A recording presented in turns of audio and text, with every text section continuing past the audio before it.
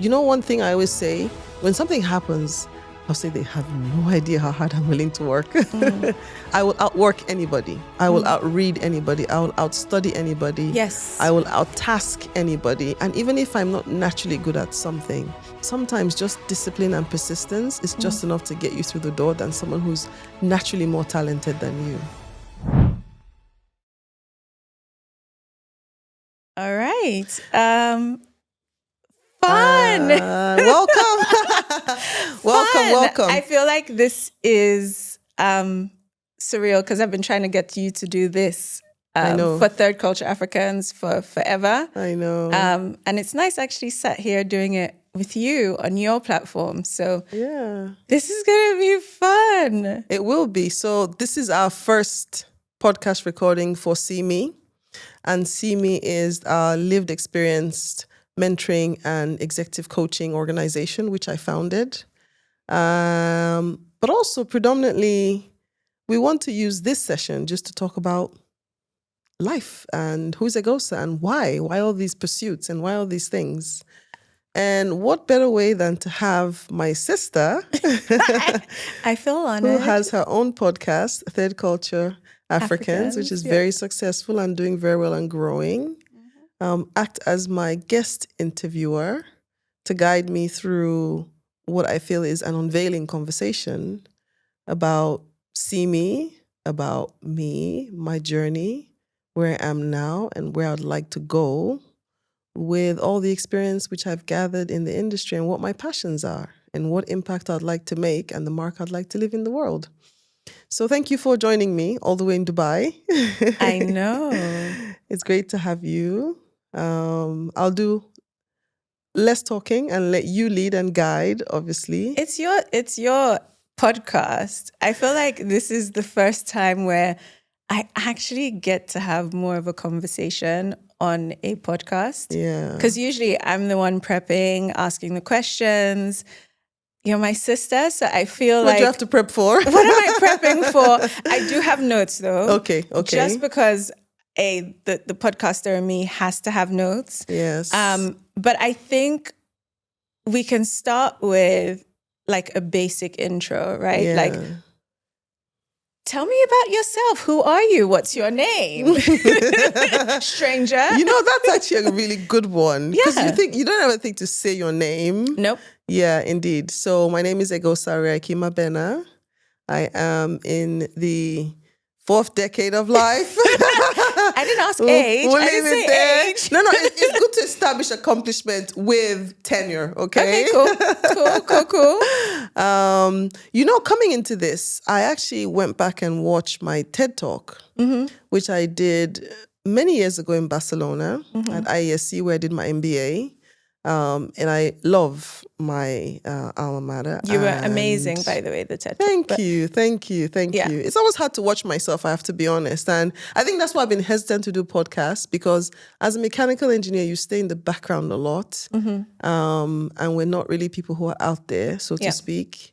But as I'm coming into senior leadership roles, executive roles, looking at board positions, and I have, my opinions on the industry, energy industry, where I've worked for the last 24 years, and what my passions and what my desires are for the future of the energy industry.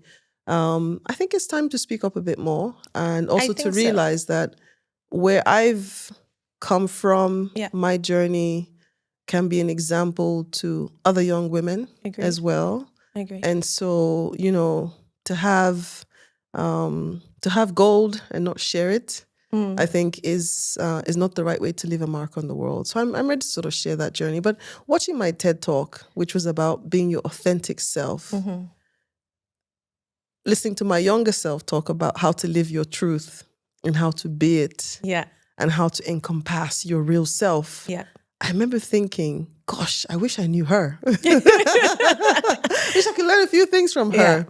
So when you say, who am I, and introduce yourself, and, what's your name, it's almost like, what's my truth? And who really am I, as a woman, as a mother, as a career professional, As a sister. Hey, auntie. Yes, indeed. Part-time babysitter. Absolutely. All those things. I think somewhere in there is all the introduction. Yeah. Absolutely. So let's do it like I'm not your sister and we've just met and someone says, so who are you? Indeed. I'm a mother of 2 children. I have a 5.5 and a 2.5-year-old. They're girls. I absolutely adore them. They're just the joy of my life. But aside from that, I lived many lives before they came along. I've been in the oil and gas industry for almost 24 years. I studied mechanical engineering as a bachelor's and a master's. I've worked for some pretty big companies in the industry. And I would say my last 3 roles have probably been the most impactful and pivotal because they were executive level roles, with 2 of them being, CEO, VP of Africa, and 1 being a CEO of, a global organization, which was privately owned. And as I mentioned, right now my current pursuits are around getting onto listed board positions to help direct and guide companies. And in the last 1.5 years, I also founded my own commodity trading company, which I'm leading. Girl. Thank you. And alongside that, just as a way of giving back and making a mark, I have founded an organization called SeeMe. And I guess the question is, do you see me? Can you see me? Everybody wants to be seen, right? Okay, yep, true. Right? Everybody wants to be seen. And if I think through my career, at every point where I needed help or needed support, I just wanted to be seen. I still want to be seen. You want someone who can guide you, coach you, mentor you, and help you be the best of yourself. But taking all that aside, talking about the many lives I lived, I got into extreme sports for many years. Ironman triathlons. I think before we get there, though, I feel like there has to be like the genesis story. So we're 3 girls. Yes, indeed. And you are the middle child. Indeed. So let's rewind. All the things the book say true about middle children. Let's rewind to the beginning. So you're the middle child. Yeah. I'm younger than you. But as middle children go, I think in some ways you are the archetype and in other ways not. Okay. I think as your sister, watching you ahead of me, from, I guess, earliest memories of being in primary school. And sort of, I think this whole thing about giving back has always been a thread in your life. And I remember in primary school, I had this teacher that wasn't particularly kind. And I remember you marching up. I wrote the letter first. You wrote the letter. I don't think anyone took your letter seriously. So I remember you marching up to the teacher and asking to have a word. Yeah. And this sense of protection and justice for people younger than you has always been there. And then move into secondary school, star athlete, star bookworm, star everything. I think you were even head girl at some point. I was class prefect a lot of years and I was head girl. Yes, indeed. Yeah. So head girl, athlete, studious, great grades. You could do no wrong for a very long time. And before we get into like your actual career and what you've been able to achieve with that, I think it's important that, one, we talk about that part of your life. And at what point did you decide that it was excellence or nothing else? Our parents. I would say my parents. Our parents. We had no option, but you know what I mean? Yeah. But from your perspective. I think there's something that stands out as a child, okay? And I don't know if this is something that you and I have ever talked about.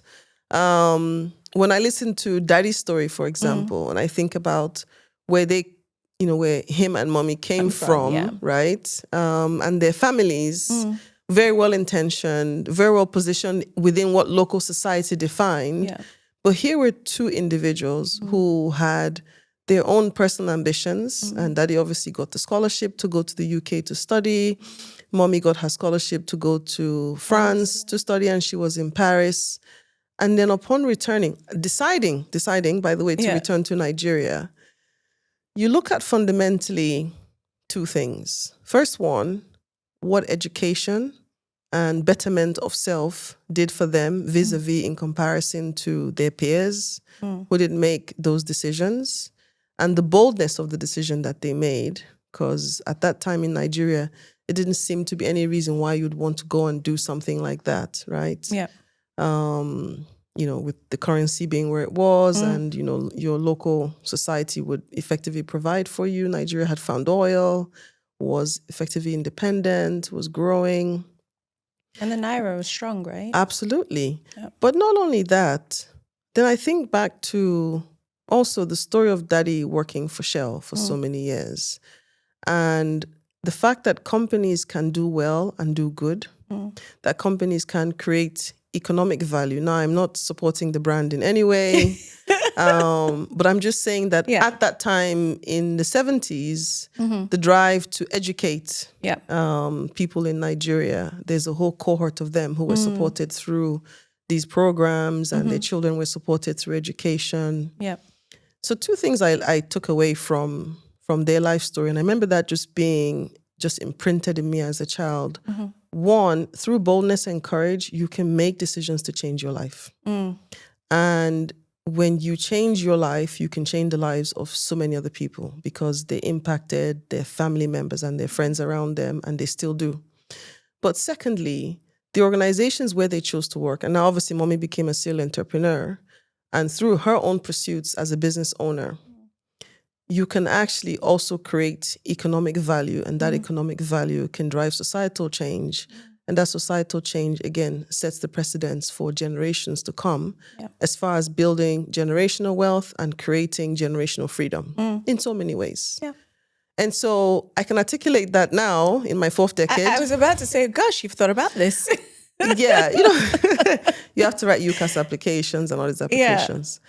And I used to wonder, what's driving me? Like, what is this relentless pursuit? Why don't I just rest? Why am I going? In fairness, no, you never did. Country to country, job to job. Wait, it was Duke of Edinburgh, whatever extracurricular activities existed. I was curious about exploring myself. I just had a curiosity to explore all of myself. And I still do. I still do. All of who I am, I want to explore. All of who I am, I want to achieve, in my lifetime, but not just to achieve it because I want to satisfy something in myself. One, I think it sets an example for people around me and inspires. I've always wanted to inspire. Two, it creates a certain peace in me, but also the value that I've generated from doing those activities, I've been able to create impact, and that impact has touched other lives. Yeah. That's also always driven me, really, quite frankly. But I always do things I enjoy, though. Yes, 1,000%. Now, I remember the sort of time in our family where you decided that UCL was where you were going. Oh, yes, because they took the first female in the university in all of England. Yes. And it was a statement for me to go there. Yeah. And I remember and I think this thread follows through as well, like when you are committed to something and how you tend to approach those things. So the idea of no, or my perception of how you see no, isn't the same way most people will see no. And I think it would be lovely to talk about that, because I think as a woman, one, in a very male-dominated industry that you're in, and two, in the space that you're now building, Lesena in, and no spoilers, but we'll get to what Lesena is. How do you feel, or how do you process when you get a no? Because women get a lot of no's, and I don't think we're conditioned for those no's, but you have kind of like a special ability to handle a no very well, and you've been able to do that your whole life. Yeah. It's getting tougher with age. The knocks start to wear on you. No, but you're right. I never sat in a conversation or received anything as no. I heard things like, do it another way, or come back again, or try again, you know? And it would just create joy in me to create another pursuit. Yeah. And so I never thought someone was telling me no, because maybe there was always this inherent certainty that I was supposed to be there. I deserve to be there. Oh, you know, one thing I always say, when something happens, I'll say they have no idea how hard I'm willing to work. I will outwork anybody. I will outread anybody. I will outstudy anybody. Yes. I will outtask anybody. And even if I'm not naturally good at something, sometimes just discipline and persistence is just enough to get you through the door than someone who's naturally more talented than you. Yeah. And I think that's why I got into extreme sports, but we'll come to that. But imagine being the kid who came after you. I'm so sorry. The expectation was that luckily, mommy's expectation of us that we should cook. So, and I wasn't good at that. So I hope I did. Well, this is true. This is true. So the fact that I couldn't cook, you compensated in your grades. Then I can cook now for anybody who wants to visit me. I can cook now. But the fact that what was valued at home was more how good are you within the home. Yeah. No one treated me like a superstar, quite frankly. I think when it came to like grades and like achievement, I think you left us so far in the dust that it was so clear that like, who are you again? Yeah. Are we siblings? I always say this like when we're in, I guess, your professional world. And I kind of still see you as my sister. Yes. And I don't see you as... And one part of my brain sees you as this all-achieving athlete, because your athleticism started from secondary school. Javelin was your thing, running was your thing. And then alongside growing in the engineering field in your career, you found ways to still keep parts of your identity going. Yeah. And while you might say, oh, but I don't think it was celebrate. I think there was just so much to celebrate. Yes. And all of it was you, because I remember you training for the Ironman triathlon in the early days, and you're explaining to me your schedule. And I just kept looking at you like, why? But why? Why would you want to wake up at 4:00 and spend hours in the pool and then run hours? And then, you know, and I think even watching you go through Duke of Edinburgh and how committed you were to that program and everything else in between. And I think, yes, amongst us as siblings, that's something we all kind of do. But you particularly so, I think, like you say, the discipline exists. And it's not just in one aspect of your life. You take that through every facet of your life. And that's unique. And I think the achievements you have had in your career, and no doubt going to have, play a huge part in that. And I think most people want to know the secret sauce, right? Everyone's seen you on CNN and they've seen you on Fox News. You're on Fox News for your riding. You're on Fox News for your riding group. That. Yes. Gosh. For your riding group. This is so true. Bicycle riding. I know. And this is the point, right? Which is, it's never just, oh, she's known for her career. You're known for so many other things. Yeah. And in that wave of being, you're achieving in so many facets. So you leave an Ivy League university. You don't just do the bachelor's in the one thing. You have to do the master's also in that thing. And then you move on into, okay, I'm going to make a career out of, well, our father spent 46 years in one company, and your career spans so many more. At what point do you go into, or in the early days, actually, let's talk about the early days, because the early days for you in your career was so unique. Your first job was so far away from where we lived. Yeah. The average person would look at that and go, oh, this is not convenient. But you took that job. Why? The challenge. It wasn't the challenge, the opportunity. Let me say opportunity. I always look at what is the opportunity at the end of. And when I say at the end of, I leave the sentence open. At the end of this period of time, at the end of this experience, at the end of this phase, at the end of this job, at the end of this process. You're very correct. There are people who would back away from a lot. And I think you raised a very good point. What drives me? Look, when I took that first role, I didn't think of, gosh, I'm going to have to drive almost 3 hours every day or potentially relocate. Look, I couldn't even afford to relocate. It was cheaper to live with the family and drive and invest in the driving or taking the train. But it was a role in R&D. It was a role that was going to utilize my experience, what I had studied, and was going to fundamentally place me in a very unique and emerging part of the industry. And I thought, why not? I saw the opportunity, as I still see opportunity today. I don't see challenges. Now, I don't want to say that as if I don't have difficult moments. As you said, do I hear no and do I see no? Yeah, I have tough times. As a woman in the energy industry, there have been some really difficult times. And I was actually reading Bloomberg yesterday, and it was talking about the commodities trading sector and how there are almost no women and how there's almost no diversity. And so here I am chartering a path in an industry. Now, I've come from the energy sector that has barely embraced women and diversity. And I'm now in a subsector of the energy industry that blatantly doesn't have a lot of women or people from diverse backgrounds. And I'm charting a path. And so the arms aren't necessarily open wide saying, come, let's hug you and let's embrace you. I'm creating a legacy in an industry that doesn't really have seats at the table.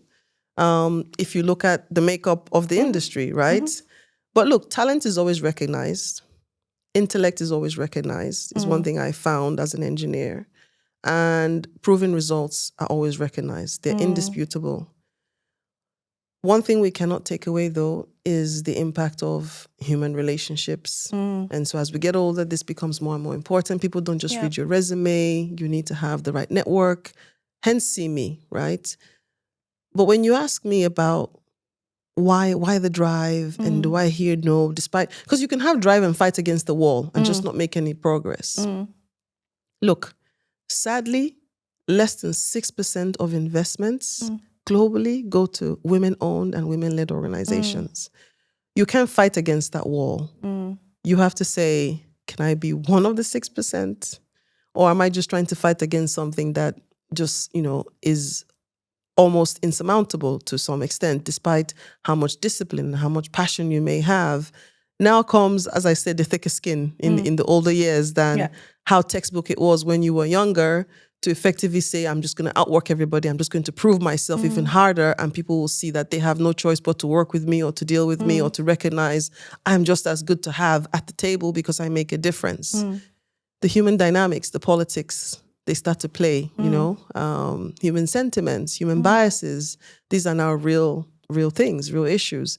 And I think that's why I'm becoming more passionate as I'm getting older about really creating an organization that our first value is human leadership, to embrace people like me and to create a commodities trading company that in future will embrace more people like myself and fundamentally create a space in the industry to set a precedence that starts to break down some of these barriers. Now, we're obviously economically driven. We want to make money. We're here to drive results. We want to have a commercial value and a commercial space in the market. But the principle of what drives me is effectively that, the thread continues back to mommy and daddy. It does, but I was also going to say, as you were speaking, I remembered you getting that. So in the summer, you worked at this engineering firm. And not only do they pay you, they sponsored me, I think. They paid part of my tuition and gave me money for books. But sadly, while everybody else partied in the summer, I worked. And that's what I was going to say. Which is, on the one hand, you can say, yes, you're talented, etc., but you made sacrifices. I have always and continue to make sacrifices. Yeah. Yes, indeed. And those sacrifices have been anything from not being able to party and let your hair down over the summer to picking up jobs and roles that were inconvenient to the average person. Yeah. So you've lived in everywhere. How many countries? Not in the sexiest places in some instances. I think while we grew up in a culture where moving and being a third culture kid was, I guess, the norm for all of us. Yes. If we count the number of cultures, it's more than maybe you're yes. So as you know, every year I teach a course at ESA, where I did my MBA, my alma mater, and it's a business case that's written about me and about my life. And I'm so happy that you have this podcast called Third Culture Africans, because there's obviously a book called Third Culture Kids, Third Culture Families. And the professor, Sebastian Reichy, who wrote this paper about me, 12, 13 years ago now. So I've been teaching every year at the university. He's now publishing a book. Oh, cool. And this time he's publishing a whole chapter on me, and they're actually going to use my real name, because in the past with the business case, it was with a pseudonym, so you couldn't find me. I was always very hesitant to share anything personal about myself. We'll talk about that later. No, but I'm bringing that up because you're talking about moving, across different cultures and taking jobs in places that have been inconvenient. And what drives me, look, I think I've moved 10, 11 countries. But in some cases, some roles where I may have lived in Malaysia, for example, I was leading Singapore, China, Thailand, all of Europe, all of Africa. So while my house may have been in a country, I have jobs where I probably made one relocation from the US to Malaysia and another relocation from Malaysia to Hong Kong, but there were like 8 countries, Dubai, the UAE, Saudi, and I was flying and crossing all these cultures for business, dealing with customers, dealing with employees, being able to transition. But I've also had some pretty quick relocations. I had a call in the downturn in 2015 on a Thursday that said, you can be in London on Monday for this new job. Yeah. Or the role you have is going into cost cutting. Yeah. So we love you. We want you in the company. Be here on Monday. It's Thursday. I just moved to Hong Kong. Or your role is being cut. And I got on the plane by the Saturday. Yeah. And went to work by the Monday. Yeah. And I think as your sister looking on the outside, I think that's the part of you that I see that perhaps your professional world or the professional world doesn't see about you. And I love that you've chosen to do this. Right. Because I couldn't even convince you to come on Third Culture Africans. And I was like, even when I'm desperate for an episode, I'm like, can you come on the show? Honestly, I can do it whatever time you want. And you're like, yeah, but I'm not sure I'm comfortable talking about myself. And I love that you're doing this, because I think as your sister, I get a front row seat in enjoying and in participating and being inspired and being motivated by a lot of the steps that you take. And I think I'm your younger sister, right? So naturally I look up to you. There's no like cheating that. But it's lovely that you've decided to do this, because I think a lot of the work that you're doing and a lot of the lives you've touched over the years that perhaps people aren't aware of. I think it's such a great choice that you've chosen this platform, because I think, one, you're a great orator and you're great at talking when we can get you to talk. But also I think there is a part of your journey that needs to be humanized, because there's a lot of it that on paper just seems quite intimidating. But the human element, which as your family, as your sister, I know, like I know the patches of hair falling out, say. Yes. I know the stress. I know the, oh my God, like literally I have to move, and having to make such quick decisions Yes. in your life after putting in so much work into a career and being told, actually, you could be obsolete in a minute if you don't make this tough decision. While it sounds amazing, Miss Go-Getter Thursday, Monday in the office in London, the reality is your life at that point Unfolded, and you had to make such a quick decision in one phone call. And I think your ability to, in some ways, navigate those challenges has been a huge part of your success. But at the same time, watching you reach a point at your, 25-year mark and going, you know what, I'm done working for somebody else. I'm going to give this a go on my own. And I think, of all three of us, I was the most likely to do that. And that's all I've done my whole career. But watching you get to that point where you bet on yourself, can you share the moment where you kind of decided, you know what? Because you've always bet on yourself in other things, but in your career, I don't think you've been as bold up until recently. What was the moment that sparked that down tools and betting on me? Look, I hope that we have an episode 1 year from now where I'm celebrating the great success of Lisena and going, yep, I'm so glad I bet on myself, because right now it is very scary. What in the in-between? It is really scary. Yeah. It is a risk to try to knock down walls and doors, and you're hoping that luck and network and support and people who believe in you will pull you through.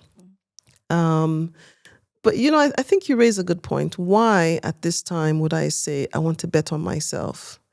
I left my last CEO job and I thought, okay, I could call the recruiters again. I could compete for the next CEO role and take all the psychometrics and be told all the things that I need to tighten up, shaping up. Don't speak this way. Women aren't perceived when they come across this way. It's not proper for people to, the shareholders to think you think this. And I thought, at what point does someone just be themselves, right? Or, having one child and someone on the board saying, do you plan to have more kids? Because we need to know. I think I'm sure my male counterparts don't get asked that question. Yeah. Or are you sure you can carry the load of this job with 2 children? They're young. They need you. I remember thinking, all of that as a woman. And the statistics, they're not that many females at the senior ranks. Not at all. And when they make it to the senior ranks, they have to fight to stay in the senior ranks in ways which I will humbly say potentially are different from the other gender. Because now you have to over-explain and over-prove why you're in the room. You're not in the room because you were chosen as a statistic. You're in the room because you deserve to be there. You have what it takes. You will deliver the results. But you find yourself being questioned more and having to explain more. And then, I remember thinking, okay, the chances are that, a lot of companies start, they don't succeed, or they pivot, or something else happens. I'm open to the outcomes. But certainly the decision to bet on myself on the chance that with everything commercially being what it is today, pointing in the right direction, I could create a company that's going to outlast my time as an individual and create value and really live on within the industry. That's exciting because for once, even though I'm surrounding myself with industry experts that are helping me design and guide and lead the company, I'm not having to obsess about whether or not having 2 children is going to impact my ability to deliver the P&L. Whether being a woman and expressing myself differently with a bit more emotion makes me less capable or less competent than my male counterpart. Whether because I haven't been able to hang out with the 13 men on the board because I'm the single woman and I cannot tell the boy jokes and I can't be in the places that they would want to go after midnight, rules me out from building the right relationships to deliver the results for the company. That's why I actually bet on myself at this point in time. And I really mean it. You know, Lisena becomes what I desire for Lisena to become. I want us to be a platform for more very clever individuals like myself who probably don't fit the mold, you know, that we see when we see the splash on the big newspapers for what commodity companies look like in terms of where their leadership stands. And we embrace those people who can deliver value and who have something different to offer. We're not trying to be, you know, sort of the mavericks in any way whatsoever. We, like everybody else, want to make money. We want to change the world. We want to be part of the energy transition. We want to create economic value. We want to be a place where people desire to work and they feel that they develop, and it's a choice to be in that company because that company is part of your identity and you're proud to say, I work for Lisena. But ultimately, you know, when the softer things are said, I hope these are the things that will be said about Lisena. And that's exactly why I've done this at this time in my life. You've touched on briefly the challenges of being a woman in a male-dominated industry. I remember you calling me after going for an interview, and I think the woman thought you were the receptionist. Yes. But you were there for like the CEO interview. Indeed. What I laugh, but it's not funny in the moment. Yeah. And I think a lot of women can relate to having situations where, and especially as a woman of color, you know, where you're in a store and you're dressed like a customer. You're with your bag, your coat, and someone comes up to you and says, excuse me, can I get this in a size 5 or whatever? You're looking at that, and you're looking at them going, you know, like literally, you check your outfit to make sure that you clearly are looking like a shopper, just like them. Yeah. And it's almost like a similar experience in the energy industry. But what would you say if you had to pick one of the biggest challenges? What would you say that has been in your career so far? I'm so sorry. Listening to you give that analogy almost brought me to tears. It's waking up every day as a third culture female. You know, I remember getting to the USA. I'd spent about 12 years of my life in England at that time.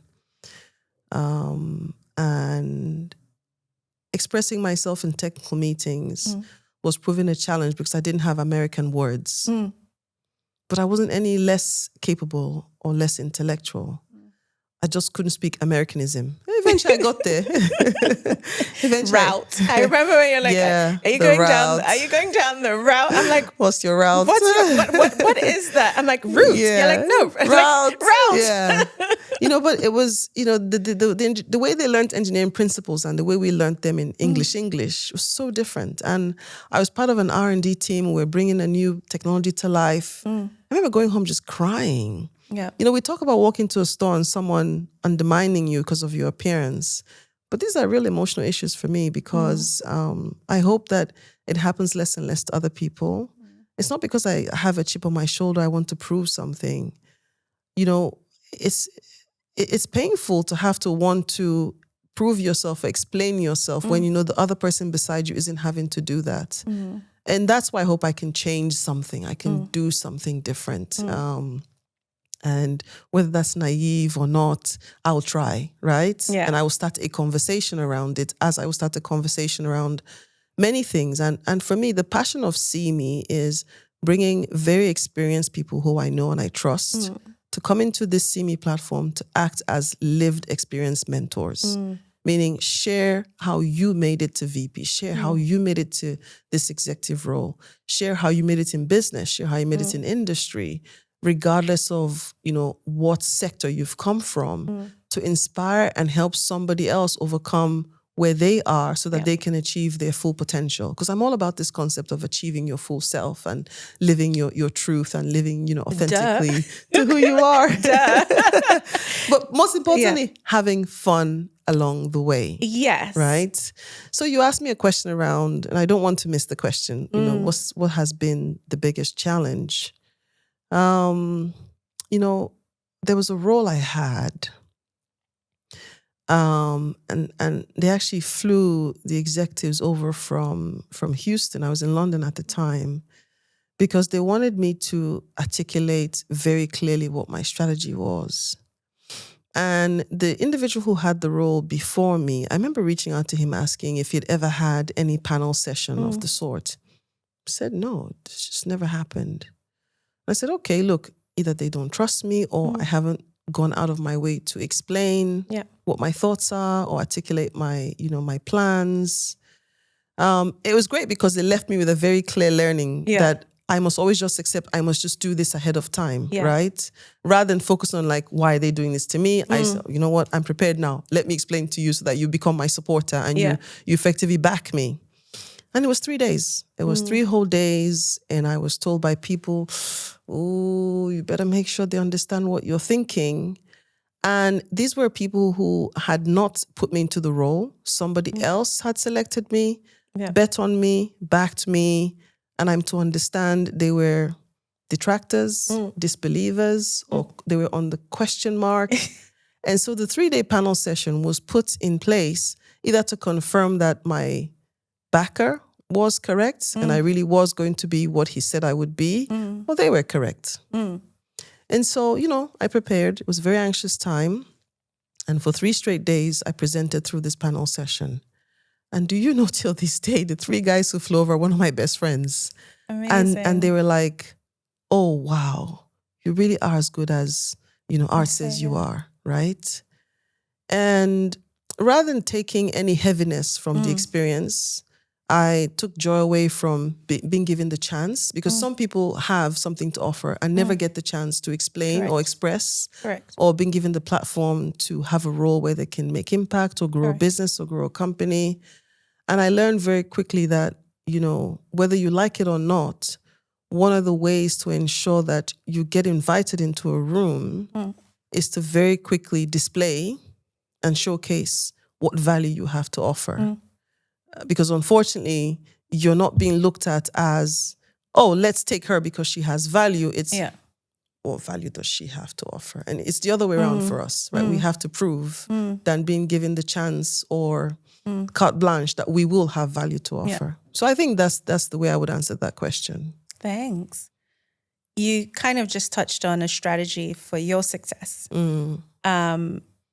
You're now in a space where the energy industry is changing so much. I drive an electric car. I don't yet. You don't yet. I will soon. Soon I'm changing. But renewable energy is where we're moving, right? So the press says, so the news says, so says the world, right? And I'm buying into it. What would you say are the biggest challenges, or are the biggest challenges that you can foresee as we're having this global shift towards renewable energy, and you now having Lesena, which is now, a commodities trading business? Look, the very obvious ones, right? The cost of capital for renewable projects, the runway for profitability versus the traditional energy sources today, they're still not comparable, okay? So companies that are taking the foresight to invest and make the transition are doing it because they believe in the good of the future for many generations to come as far as climate change. I am also very passionate about renewable technology and renewable energies.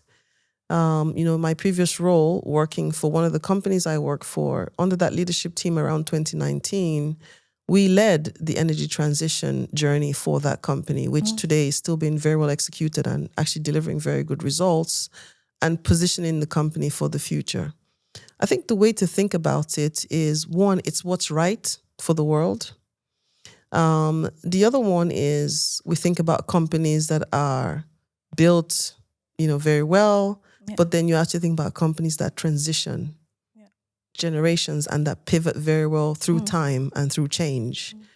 And I think any energy company that isn't thinking about this is probably also not going to be built to last and go from good to great, as Love it. Love right, the book. right. Oh, absolutely, absolutely. Again, not plugging anything, but definitely one of plug mine. away. Yeah, I know everyone talks about Good to Great, but people don't realize that he wrote another book called Built to Last. Yeah. Because you can hit great, Yeah. but you can also fizzle out. Exactly. Right? And so no one as an executive, whether a CEO or someone in a leadership team, wants to lead a business that then doesn't survive their legacy, that doesn't survive their time.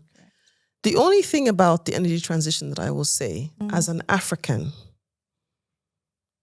you have to think about what parts of the world have made what impact on climate change, what parts of the world still live in energy poverty, what parts of the world still need access to basic energy and don't even have access to traditional energy resources before talking about leaping when industrialization and electrification does not exist. Even exist, And so one of the things I do as an executive when we're talking about energy transition is help companies where I work ensure that the transition plan is designed correctly for different regional focus. What we do for Middle East, what we do for Europe or Russia Caspian is different from what we'll do for Africa. If we want to send electric vehicles into Africa, ask yourself if there's electricity to recharge the car. Okay. So while I'm passionate, I hope that being the one voice in the leadership team with Africa experience as an African, but really a global leader, because to be fair, my Africa experience is a small percentage of my entire career, right? I was like, of my entire career. You've only lived in Africa for how many years? Exactly. I know. But still, my heart is there, my passion is there. It's still the base of my culture. And luckily I had 2 roles that covered about a 5-year span. And, I ran the P&L. I ran 25 countries at one go, 18 countries at one point. And so I feel I have that credibility to be one person in the room that can say, look, I'm not saying this because I was sitting in London or Paris running it remotely. I'm saying it because, I understand. I have on-ground lived experience, right? And so, yes, Lisena is as a company that trades oil products, refined, non-refined, and trade soft commodities. We have our strategies on where we want to pivot into biofertilizers, biofuels, focusing on investing in companies that are doing LNG for clean cooking fuel replacement, and effectively trying to deliver, either through solar or wind, energy solutions into Africa. And so, I think where we are as a company that's young, getting the working capital investment, we need to effectively liquidate the commercial pathways that we have. And upon that, we're looking at asset acquisitions. And from asset acquisitions, we're looking at the energy transition space as well. And we have about, 3 or 4 pillars we've picked where we feel we can afford to go into and we can create value. And those are the ones which I mentioned. Amazing. Transitioning from CEO to entrepreneur. Woo-woo. Welcome to the dark side. Scary. Welcome to the dark side. Scary. You've kind of seen it through the different stages, right? From employee to senior management, C-suite, and now being a business owner. What advice would you give to other women who aspire to be in leadership positions in the energy sector? Wow. As entrepreneurs, I'm good at or this, right? You are. Your questions are like tough. I'm thinking, am I, like on some hot seat somewhere? Feel this pressure to leave these good nuggets. Commit. Yeah, I know. Are you talking about within industry? Or are you talking about like as an entrepreneur? No, advice for female leaders, right? Because you're an employee, but you can still be a leader. This is true. You can still be you're in C-suite, you're an executive, you're still an employee, but you're a leader in some you can be an respects. entrepreneur. You don't have to leave your company and start something. Exactly. Yeah, and so for someone who's done both, yes, what advice would you give to any other woman who is aspiring to get into a leadership position in the energy sector? Look, core commercial value is a real thing. You have to have a business that delivers at its core commercial value and returns. Okay. Now, the beauty of the, free cash flow and the excess on the balance sheet that you create now allows the creativity, right?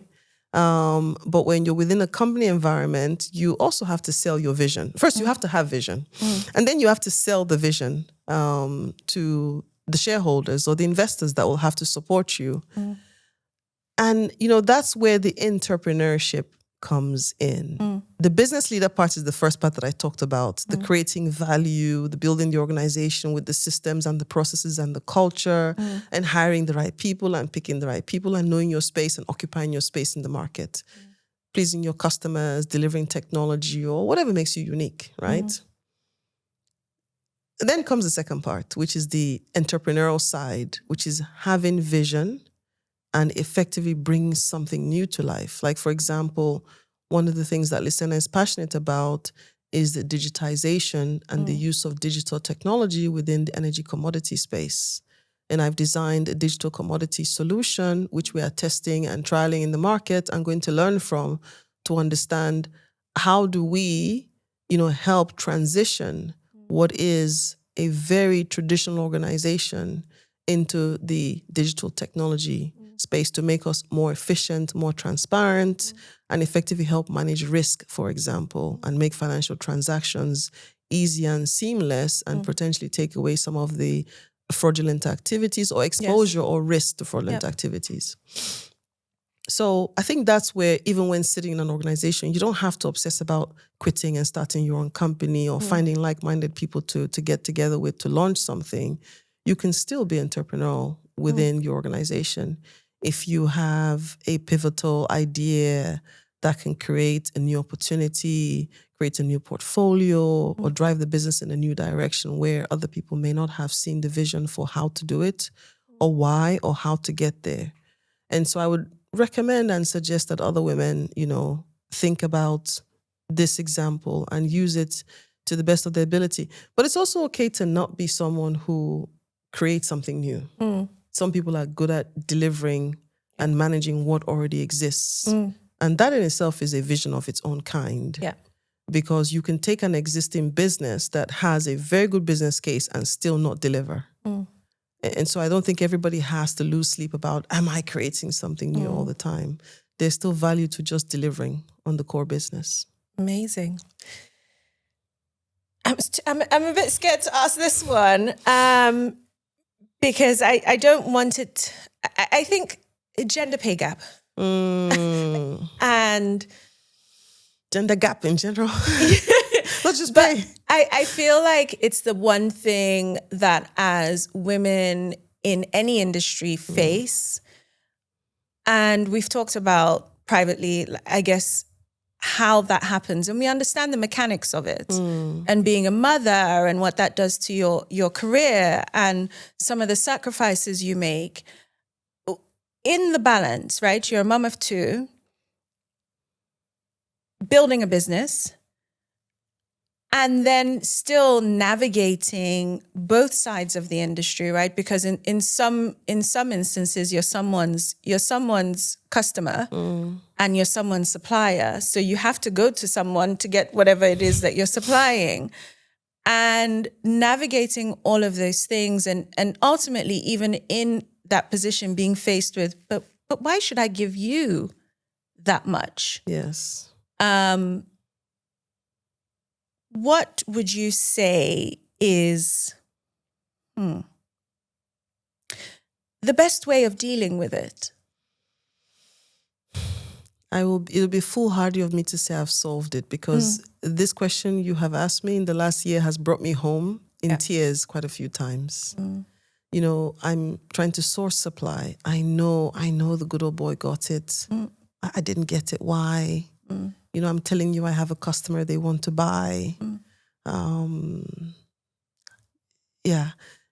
What is, in the end, this is where networks come into play. You go and you track down people who have worked with you, they know you, you're a proven and known entity to them, and where they can open a door, let them open the door on your behalf. You don't have to solve everything by yourself. I think it's okay to have champions and people speak on your behalf in the basis of the question that you're asking me, because ultimately you're not going to solve everything by yourself, right? This is not an equation that's going to add up and on the right-hand side a solution will come up. You're dealing with humans, you're dealing with human emotions, subconscious biases, you're dealing with political, cultural, religious positions, which you don't see when you're talking to someone. You don't know what their leaning is. You don't know what their no-go areas are. You just don't know. You just don't know. And I think this is where getting into the top echelon, now you're solving for other things. You're solving for real life problems. Yeah. So I think that's how I would probably say that at this point, you don't solve that. You try to, through networks and conversations, understand who you're dealing with and if other people should champion and speak on your behalf. Amazing. Future of commodities trading. What do you predict for the future in light of technological advancements and at the moment, everything we've got going on in the world? Yes. I don't like doing predictions